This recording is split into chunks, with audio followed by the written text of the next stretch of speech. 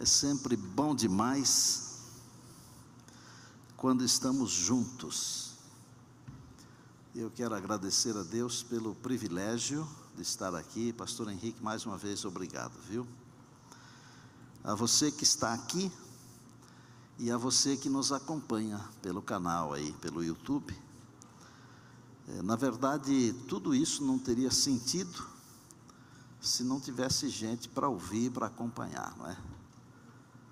Mas o mais importante de tudo é que Deus quer falar conosco. Eu tenho pensado bastante sobre a nossa liturgia. Vários momentos nós usamos para falar com Deus. Nós falamos com Deus quando oramos, quando cantamos, quando ofertamos. Mas tem um momento, que é o momento que Deus fala conosco. É quando a palavra é aberta, a voz de Deus, palavra de Deus. E eu amo a palavra de Deus, porque ela me ensinou que, a despeito de todos os meus defeitos, os meus devaneios, para Deus eu sou insubstituível. E você que se sente também insubstituível, diga amém. Amém. Louvado seja o nome de Deus. Eu louvo a Deus porque a Bíblia é insubstituível. Podem tentar estragar, mudar, queimar, proibir, mas a palavra de Deus permanece para sempre, diz Deus através de Isaías. Eu louvo a Deus porque o sábado é insubstituível, desde a criação até a eternidade futura. Louvado seja o nome de Deus. Louvo a Deus porque o plano da redenção é insubstituível. Deus, quando nós aceitamos o seu plano, o Senhor Jesus nos veste com a sua veste de justiça, e então nós estamos aptos para participarmos da ceia das bodas do Cordeiro. Tudo o que fazemos não nos recomenda para esta festa. Adão e Eva cozeram folhas de figueiras, mas Deus os vestiu com a pele de cordeiro, porque aquele cordeiro simbolizava Jesus, o Cordeiro de Deus que tira o pecado do mundo. Jesus contou uma parábola de que alguém entrou na ceia e não estava vestido adequadamente, e ele foi lançado fora. Nós só estaremos prontos e aptos para a ceia e para a eternidade quando o Senhor nos vestir com as vestes da sua justiça. E nós vimos isto ontem. Hoje nós vamos falar sobre fidelidade. E eu queria abordar um aspecto da fidelidade, e talvez até você possa estranhar, mas eu vou deixar para abordar isso daqui a pouquinho, porque eu tenho um compromisso com vocês de dizer o que tinha dentro daquele recheado envelope. Lembram ontem? Hoje eu tenho a alegria de ter 3 dos meus irmãos. Nós somos uma família grande, 7 homens e 2 mulheres. O pastor Paulo, que veio aqui, o Domingos e o Natanael estão aqui. Vocês são muito mais que bem-vindos, alegraram tremendamente o meu coração. Pastor Paulo, nós estudamos teológico juntos. Maestro Lineu lembra de nós lá, né? Começamos juntos, terminamos juntos, fomos ordenados juntos, trabalhamos juntos e jubilamos juntos. Eu sou mais teimoso do que ele, então continuo na ativa lá no Canadá, mas ele não deixa por menos, ele continua na ativa em Americana, auxiliando o pastor, auxiliando a igreja, como um bom pastor jubilado, um ancião de igreja, um homem de Deus. Louvado seja o Senhor. Mas nós passamos muitas dificuldades na vida. Pode ser que eu esteja falando para um indivíduo aqui, um homem ou uma mulher que nunca enfrentou uma dificuldade financeira. É meio difícil, mas pode ser que tenha alguém que nunca enfrentou dificuldade financeira. Mas esse mundo, ele é um sobe e desce sem parar, não é? E é até bom que seja um sobe e desce, sabe por quê? aí fica igual o nosso coração, porque o nosso coração também sobe e desce. Se ele ficar reto, morreu. E a vida é bom que tenha esses momentos, né? A gente aprende muita coisa, sabe? E num dos piores momentos financeiros da minha vida, quando numa segunda-feira eu abri a caixinha de correspondências, tinha lá um envelope ofício branco, não tinha nada escrito, nem no verso nem no anverso, mas ele estava tão recheado que estava até torto, sabe? E quando eu abri o envelope, eu quase caí de costas, porque dentro do envelope tinha um monte de notas, iguais a essa relíquia aqui que eu tenho. Esta aqui era a maior nota daqueles dias, era uma nota de 100 cruzeiros, muitos de vocês nem sabem o que é isso, mas imaginem um envelope recheado com essas notas aqui, vermelhinhas e novinhas, não tinha nada escrito no envelope, e eu pensei comigo, será que é meu? Nós fomos ensinados pelo nosso pai, os nossos pais, não é? Que aquilo que é nosso, mas o que não é nosso pertence a alguém, e nós jamais devemos usurpar o que é de alguém. Isso serve para todos, e não só no aspecto financeiro, sabe? Isso serve para outros aspectos da vida também, não é? E eu fui perguntar ao pastor Joel Sarli, que era o diretor da faculdade, olha pastor, não tem nome, será que é meu? Ele já sabia da história, e ele disse, é seu, mas também não me falou como chegou lá. E quando o diretor diz é seu, o aluno diz obrigado, é meu. Nós usamos aquele dinheiro, a gente fazia feira na Vivenda Linda de quarta-feira, nós usamos aquele dinheiro para fazer feira, e deu para fazer feira até o fim do curso. A gente ia na hora da xepa, que é uma hora mais econômica, né? E dava até para comer um pastel com caldo de cana. Deus respondendo as orações. Um pouco antes daquilo, eu pensei até em desistir. E o diabo, que sabe onde o nó aperta, a minha empresa onde eu havia trabalhado, a indústria têxtil da Aruge, tinha me ligado umas 3 vezes pedindo para eu voltar. Mas eu resisti pela graça e misericórdia de Deus, e eu louvo a Deus por isso. Durante anos eu nunca soube de onde veio aquele dinheiro. Eu me formei, e um dia estava pregando num congresso, eu não me lembro, era um congresso de jovens, eu não me lembro se era na cidade de Limeira ou na cidade de Conchal, e a minha mãe estava lá. Eu contei essa história para motivar os irmãos, especialmente os jovens, que enfrentam lutas quando estão estudando, e outras lutas mais, né? E foi então que a minha mãe me disse que, naquele final de semana, quando o envelope chegou lá, o pastor Gerson Pires de Araújo, ele tinha estado na nossa cidade, pregando, e ele foi almoçar na nossa casa. Pastor Vina estava falando agora que a nossa turma lá gosta de comer, né? Comer comida boa, você falou, né, Vina? Normalmente os pastores iam lá para a nossa casa, uma casa humilde, mas uma casa de coração grande. Os meus pais tinham a igreja dentro de casa, na fazenda onde eu nasci, e nós somos igreja. E minha mãe perguntou para o professor Gerson, como estão os meninos? Ele falou assim, os meninos estão bem, são excelentes alunos. Isso foi ele que falou, tá? São excelentes alunos, só que eu acho que o Neumoel está enfrentando dificuldade financeira. Eu não tinha falado nem para ele, nem para ninguém que estava enfrentando. O que a minha mãe fez? Reuni os meus irmãos, 2 deles estão aqui, e eu não pedi para eles virem aqui por causa da história, é uma Jesuscidência eles estarem aqui. Minha mãe reuniu os meus irmãos, e graças a Deus todos eles têm a sua vida estabilizada, e minha mãe encheu um envelope de notas grandes, que os irmãos arrumaram, e o professor Gerson fez isso chegar na minha caixa de correspondências. Por muito tempo eu achei que tinha sido um anjo que tinha colocado aquele dinheiro lá, sabe?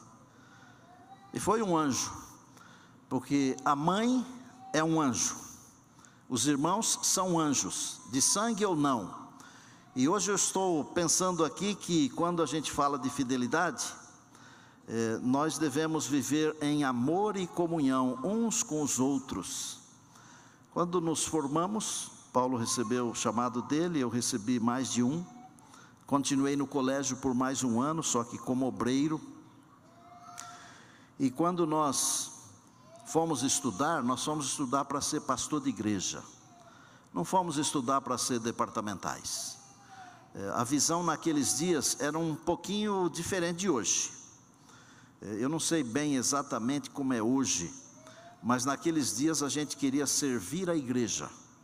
E eu, sinceramente, eu temo que alguns pensam em ser servidos da igreja. Não é bom isso, né?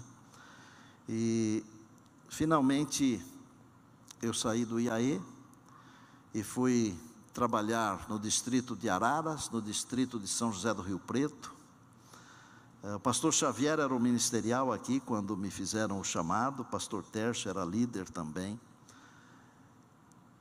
Um dia eu estava no IASP como diretor interno. Ligaram para lá dizendo que eu tinha sido nomeado como departamental de uma nova associação, e eu fui trabalhar.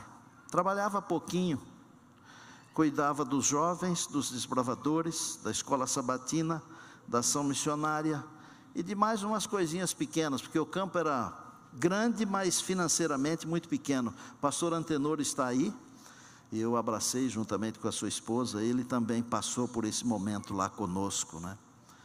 4 anos, um pouco dos cabelos brancos daqueles dias, porque trabalhava dia e noite para dar conta, e foi uma bênção, gente. O nosso presidente era o pastor Edeusir Amorim, um homem de Deus, que por acaso foi também o meu padrinho de ordenação. Um abraço, Nazaré, madrinha, está acompanhando a gente. E quando eu achei que ia me desvencilhar de tantas responsabilidades, teve uma assembleia, e eu estava sentado assim nos últimos bancos lá da igreja de Votuporanga, o pastor Moab Pimentel no banco da frente, nós estávamos conversando, quando de repente vem o presidente da comissão e o secretário, e eu escuto o meu nome para ser o novo presidente. Pastor Moab disse que eu fiquei branco igual um lençol, desses de 1000 fios, e acho que eu fiquei mesmo, porque o sangue sumiu. E ele olhou para mim e falou assim: Estina, você é o nosso presidente, vai lá para frente, fala alguma coisa, qualquer coisa que você falar, nós vamos aplaudir. É bom ter amigos, né? Eu me levantei com um pouco de dificuldade, sabe? Era jovem, bastante jovem ainda, porque, vou ensinar uma coisa para alguns aqui que já passaram dos 60 como eu. Nós não somos velhos, nós somos jovens há bastante tempo. Mas eu era bem mais jovem, e eu fui para frente, e então chegando lá na frente, trêmulo, peguei o microfone. Amanhã eu continuo a história. Pegue a sua Bíblia aí, palavra de Deus, Mateus 24, todas as noites, todos os dias, uma frase de Jesus, e depois a gente vai recheando essas frases, porque toda a Bíblia é a palavra de Deus, amém? Nós já aprendemos que a Bíblia é insubstituível. Verso 13 de Mateus 24, olha que frase de Jesus, incrível: aquele, porém, que perseverar até o fim, esse será salvo. Para perseverar até o fim é preciso fidelidade. Agora eu queria que você olhasse aí o verso 12. O verso 12 diz assim: Jesus estava descrevendo as situações aflitivas do final dos tempos, e ele falou assim: olha, por se multiplicar a iniquidade, o amor se esfriará de quase todos. Aquele, porém, que perseverar até o fim, esse será salvo. Eu vou incluir aqui a expressão no amor, porque Jesus falou do amor esfriando no verso anterior, e eu tenho convicção de que não estarei fazendo violência ao texto. O amor se esfriará de quase todos, porém aquele que perseverar até o fim no amor, esse será salvo. Por que perseverar no amor? Normalmente quando nós falamos em fidelidade, vem à mente imediatamente a lei de Deus. Nós temos que ser fiéis à lei de Deus. Mas qual é o resumo da lei de Deus?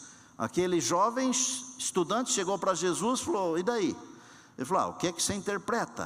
Ele falou: eu interpreto assim: amarás ao Senhor teu Deus de todo o teu coração, de toda a tua alma, de todo o teu entendimento e de todas as tuas forças, e ao próximo com a ti mesmo. E Jesus falou: parabéns, é isso aí.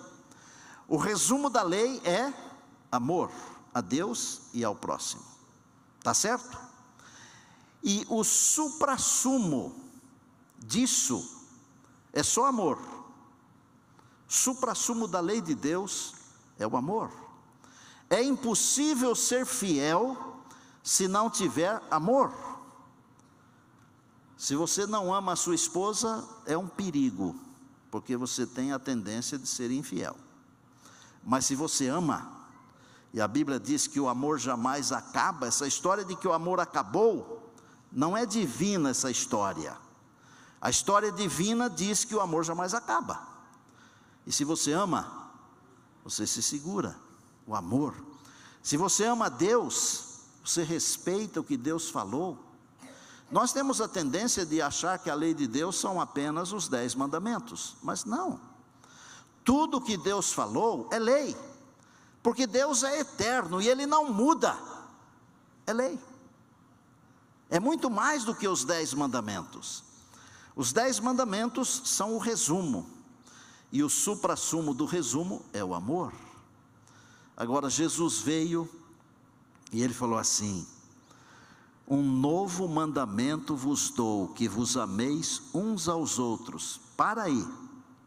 O que tem de novo nessa frase de Jesus? Nada de novo. Porque o resumo da lei é amar a Deus e ao próximo.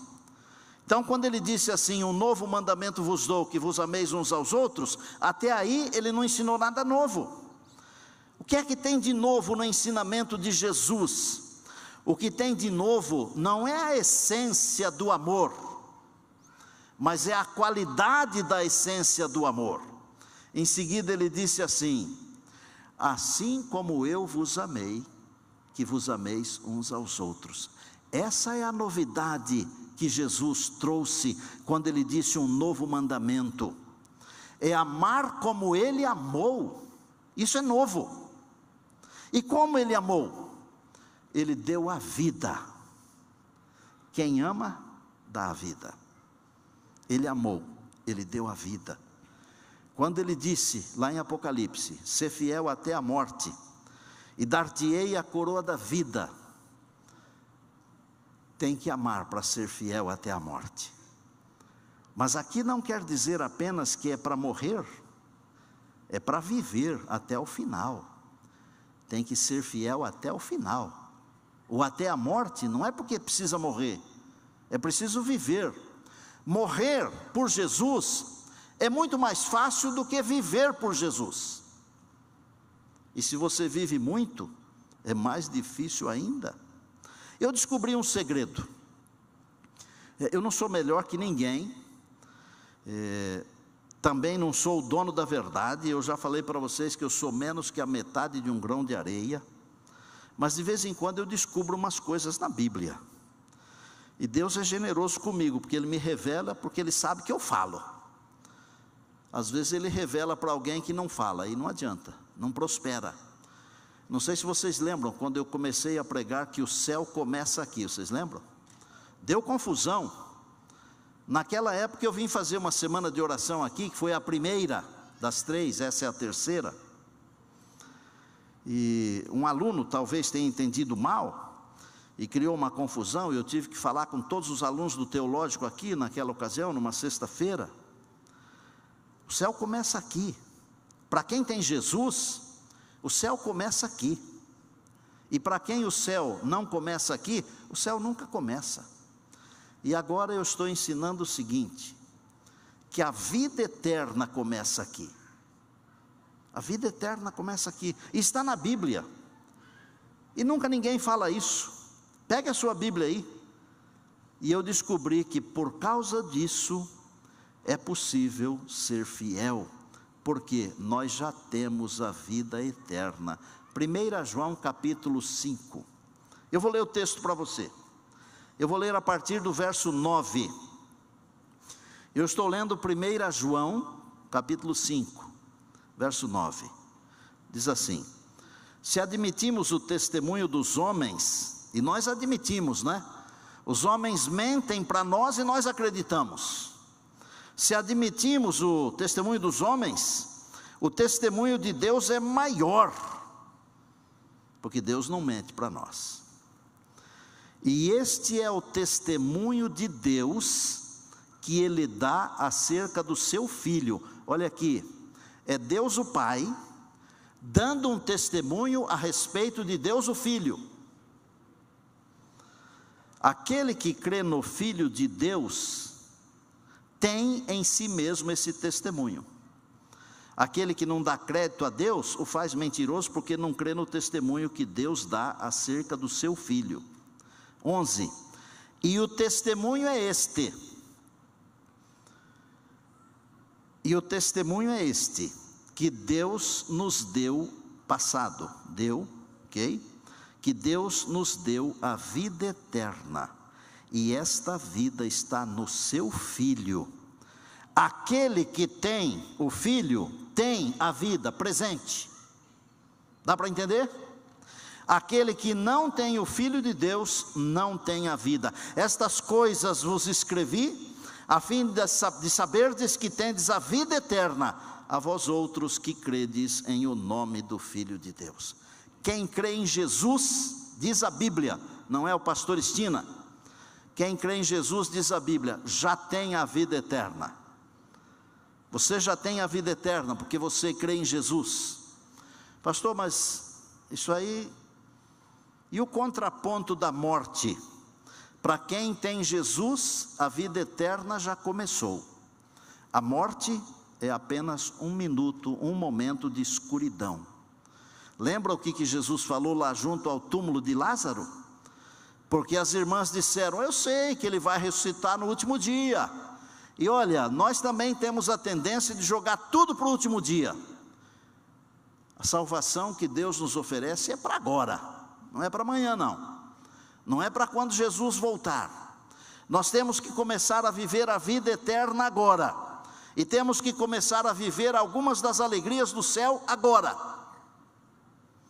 Junto ao túmulo, ele falou para as irmãs e para aqueles que estavam chorando lá: eu sou a ressurreição. Ah, eu sei, Senhor, que ele vai ressuscitar no último dia. Não, eu sou a ressurreição. Quem crê em mim, ainda que morra, viverá. E todo o que vive e crê em mim, nunca morrerá eternamente. Por que nunca morrerá eternamente? Porque já tem a vida eterna. E aí quando eu sinto no meu coração, que eu já tenho a vida eterna, e que eu posso viver já momentos de eternidade aqui, eu tenho força para ser fiel. Fidelidade. Ser fiel no amor. Gente, quero ensinar um negócio para vocês aqui. Nós precisamos amar as pessoas que erram. Sabiam? As pessoas que erram precisam muito mais do nosso amor do que as pessoas que estão em paz com Deus e com a igreja. Mas no sítio a gente tinha um ditado: dar trote em égua magra é fácil. Lembram disso? Porque a égua magra não corre, ela quase não consegue parar em pé, porque não come, coitada, está magrinha. Chutar aquele que está no chão é moleza. Pisar em cima daquele que está caído é fácil. Mas nós precisamos estender a mão, levantar o que caiu. Eu me lembro de ter lido uma história de um camarada cujo telefone tocou na igreja. Às vezes é uma bênção e às vezes é uma maldição, depende de como se usa. Imagine, estou pregando aqui, vocês todos estão olhando para mim, um telefone toca aí no volume máximo, todo mundo olha para o dono do telefone, e alguns até criticam, e chamam a atenção. O telefone tocou, chamaram a atenção, ele saiu triste da igreja, saiu tão triste que no primeiro bar que encontrou, parou, nunca tinha bebido, mas pediu uma bebida, porque estava mal. E quando uma pessoa está mal, não pode deixar a pessoa sozinha, tem que ter alguém para ajudar. Por isso nós temos que levantar os caídos. Pediu uma bebida, não estava acostumado a beber, derramou a bebida, mas ninguém criticou no boteco. O dono do boteco veio e enxugou a bebida, perguntou para ele: o senhor se machucou com o copo? Os amigos ofereceram um pouquinho para compensar. Você acha que ele voltou na igreja, onde foi criticado? E no bar, você acha que ele voltou depois? A igreja tem que abraçar as pessoas. Eu não estou dizendo que nós temos que apoiar o erro que as pessoas cometem, mas nós temos que amar as pessoas. E quando Jesus falou, aquele que perseverar até o fim, é perseverar em obediência, é perseverar no amor. Nós temos que ser fiéis a nós mesmos, nós temos que ser fiéis a Deus, nós temos que ser fiéis à família, nós temos que ser fiéis aos amigos, aos nossos princípios. E vou dizer um negócio mais, eu pessoalmente tenho que ser fiel ao meu coração, porque se o meu coração estiver dizendo uma coisa e a minha mente outra, eu vou ficar doente. Mente e coração tem que estar batendo em harmonia. Por isso que nós temos que ser fiéis aos nossos princípios. Hoje eu levei a Mari a um dentista, porque quebrou um pedacinho de um dente, e o dentista mostrou a foto do filho, e ele falou assim: coloquei no colégio adventista. E eu disse: parabéns, o senhor é pastor, não é? Sou. Adventista, não é? Sou. E eu falei: por que você colocou o filho no colégio adventista? Ele falou assim: porque não dá para colocar nas outras igrejas, eu quero que o meu filho tenha a capacidade de decidir por ele mesmo, e para ter a capacidade de decidir por ele mesmo, ele tem que ser ensinado com princípios, com moral, com bons costumes. Eu catei aquela informação, né? Aí eu vou ter que bater nos irmãos que botam os filhos em escolas. Eu não estou fazendo propaganda da escola, não. Eu louvo a Deus porque os meus filhos estudaram na escola, nos colégios, e eles estão ensinando os meus netos do mesmo jeito. E às vezes nós investimos em tanta coisa, mas quando é para investir nos filhos, na educação, naquilo que tem a ver com a vida e com a eternidade, nós ficamos reclamando. Amados, nós temos que ter princípios, ensinar princípios para os nossos filhos. Quando Jesus disse: aquele que perseverar até o fim, esse será salvo, ele estava falando de coisas importantes. Seja fiel a Deus, por favor. Seja fiel à Bíblia. Seja fiel à sua família, aos princípios, aos seus amigos, aos seus próprios princípios. Eu quero contar uma história para terminar. Às vezes a gente deixa para amanhã, sabia? Amanhã a gente não sabe o que vai acontecer, não.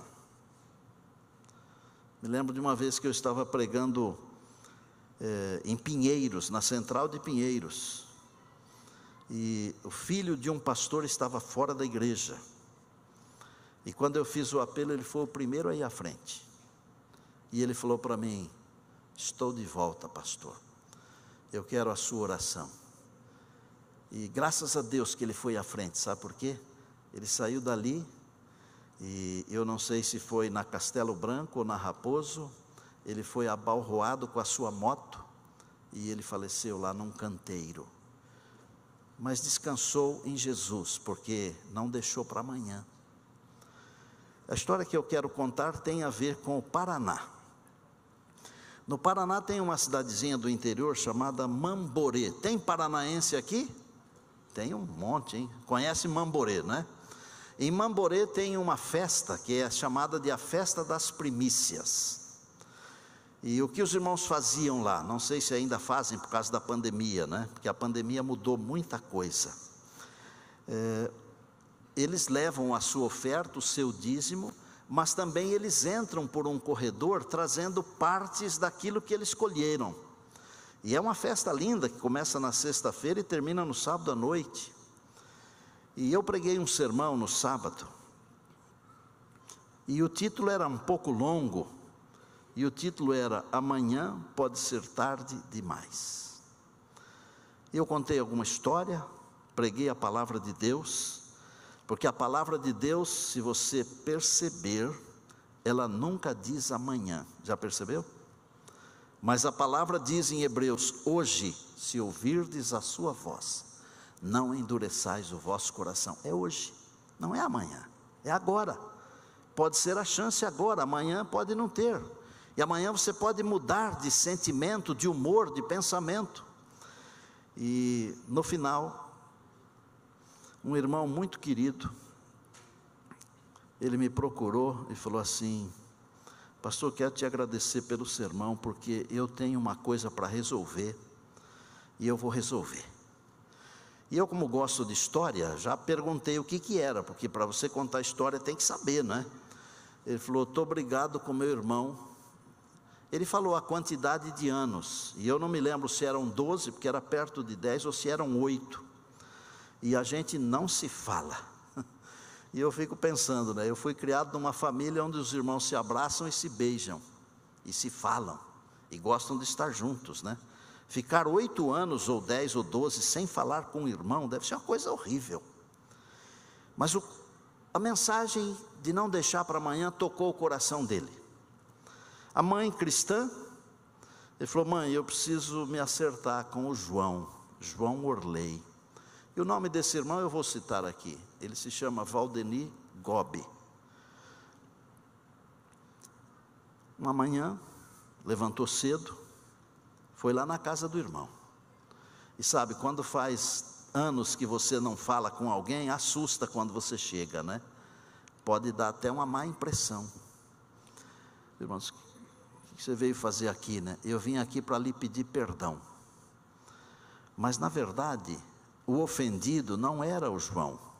O ofendido era o irmão que escutou o sermão e foi lá. E às vezes a gente tem que pedir perdão para quem nos ofendeu, sabia? Para dar o primeiro passo. E eles conversaram, se acertaram, o irmão estava com a perna quebrada, e combinaram de almoçar juntos, e sábado iriam juntos na igreja. Saiu de lá, voltou para casa, contou para a mãe que tinha feito isso, a mãe chorou, orou, agradeceu a Deus. O filho do João o levou a um posto de saúde para ele tomar uma injeção, por causa de tétano, essas coisas, né? Porque ele havia fraturado a perna e faltou essa tal injeção. E eu não sei se era de tétano ou de outra coisa, né? Mas isso não importa. Chegando lá no posto de saúde, o João sentou, e antes de ser chamado para ser atendido, ele teve um infarto fulminante, e morreu ali dentro do pronto-socorro. Na hora que eles deveriam estar almoçando juntos,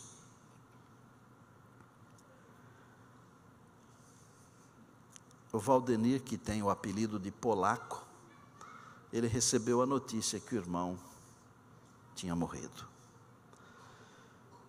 Uns dias depois ele me ligou novamente, agradecendo pelo sermão que eu havia pregado, que foi aquele sermão o gatilho para ele se acertar com o irmão. E sabe o que ele me falou? Pastor, se o senhor não prega aquele sermão, se eu não vou na casa do meu irmão, eu estaria perdido, e o meu irmão também. Mas eu tenho certeza que o meu irmão está salvo, e eu vou fazer de tudo para também estar salvo, porque eu quero encontrar o meu irmão. Eu pedi para colocarem uma foto aí, deve estar por aí uma foto do Valdenir. Eu estive com eles recentemente, num encontro grande que tem lá em Sinop, de jovens. Hoje ele mora no Mato Grosso com a esposa. Ele lidera, ele é uma pessoa importante numa multinacional, viaja pelo estado todo e é um missionário, um pregador. Ele quer ver Jesus voltar, mas uma coisa não sai da cabeça dele: antes que seja tarde. Gente, não pode deixar para amanhã, tem que ser hoje. Hoje nós temos que tomar a decisão de pedir a Deus que nos torne fiéis, porque sem fidelidade não há eternidade. Por isso que a fidelidade é insubstituível. Vou repetir: sem fidelidade não há eternidade, porque Jesus disse: aquele que perseverar até o fim, esse será salvo. E ele disse: aqui está a paciência dos santos, os que guardam os mandamentos de Deus, têm o testemunho de Jesus. E ele disse: ser fiel até a morte, dar-te-ei a coroa da vida. Vou pedir para a Ana Paula me ajudar a terminar aqui. Às vezes, nós temos uma porção de preocupações. As preocupações, elas são válidas. Hoje Deus está dizendo assim: onde você está? Como anda você? Jesus disse assim para Nicodemos: do mesmo jeito que Moisés levantou a serpente no deserto, importa que o Filho do Homem seja levantado, para que todo o que nele crê tenha a vida eterna. Nós temos que ser fiéis àquilo que Jesus disse, não tem outro jeito. Hoje não vou chamar você aqui à frente, mas eu vou pedir para você se levantar e dizer para Deus: eu quero ser fiel até o final. Você que está nos acompanhando aí, fale para Deus que você quer ser fiel até o final. Individualmente, pessoalmente, nenhum de nós tem poder para ser fiel até o final, nenhum de nós. Mas quando o Espírito de Deus habita em nós, e uma das fragrâncias do fruto do Espírito é fidelidade, fica fácil, porque é Deus quem opera em nós. Amigo, onde anda você? Se levante, por favor, fale com Deus. Seja você um membro da comunidade ou não, porque para Deus você é insubstituível. Fale com Deus. Me ajuda aí, filha.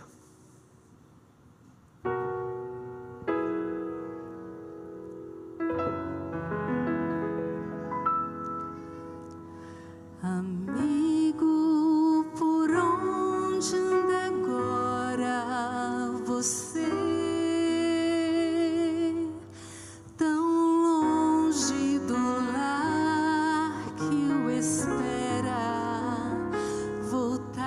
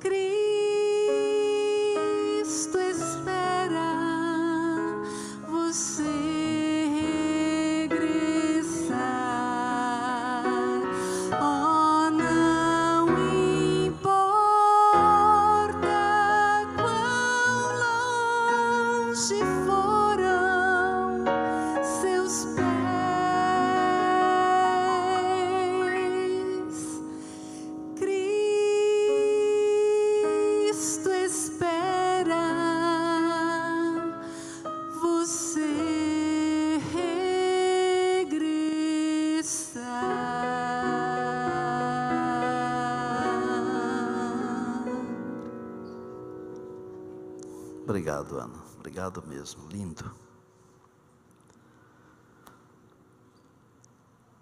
E por se multiplicar a iniquidade, o amor se esfriará de quase todos.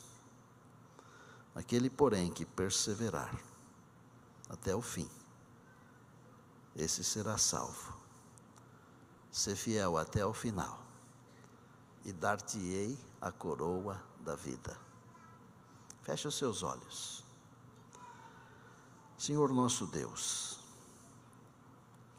em nós mesmos, nós não temos poder para vivermos à altura da vida eterna. Mas pela operação do Teu Espírito na nossa vida, cujo fruto é amor, em Tua bondade e amor nós pedimos que sejamos fiéis, que a nossa fidelidade possa ser um marco na nossa vida e possa ser uma influência na vida daqueles que nos copiam. Olha aqui para nós, não só os que estamos aqui na igreja, mas todos aqueles que estão nos acompanhando no YouTube. Olha para o nosso coração, o nosso desejo. Concede essa graça para todos nós. Pai do céu, amanhã nós queremos estar aqui outra vez, e se for do Teu agrado, dá-nos esse privilégio também.